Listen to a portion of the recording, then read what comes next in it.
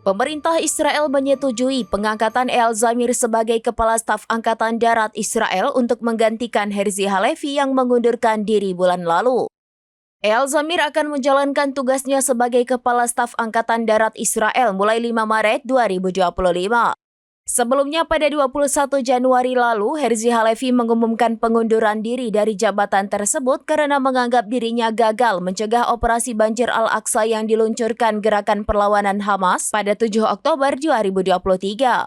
Selain itu, Herzi Halevi bermaksud untuk menyelesaikan investigasi yang sedang berlangsung di militer terkait serangan 7 Oktober 2023 dan menyampaikannya kepada publik dalam 2 minggu ke depan. Investigasi tersebut mencakup investigasi terhadap pertempuran 7 Oktober di setiap area di wilayah Gaza seperti yang dilaporkan media Israel pada Minggu 16 Februari 2025.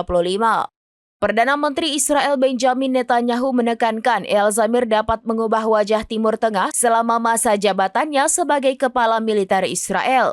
Netanyahu menyebutkan Israel membutuhkan tentara yang kuat dan ia yakin akan kemampuan Eyal Zamir untuk memimpin tentara tersebut meraih kemenangan yang menentukan di semua lini.